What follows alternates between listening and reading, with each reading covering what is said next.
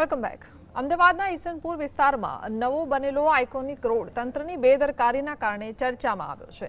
નવા બનેલા રોડમાં વરસાદી પાણીની લાઈન નાખવાનું તંત્ર ભૂલી ગયું, જેથી પાણીના નિકાલ માટે આઇકોનિક રોડ તોડવો પડ્યો।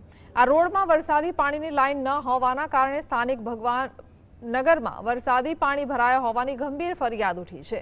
ખાસ કરીને સ્થાનિક કોર્પોરેટર પણ ભગવાન નગરમાં જ રહેતા હોવાથી આ મામલે તંત્ર સમક્ષ રજૂઆત કરવામાં આવી હતી।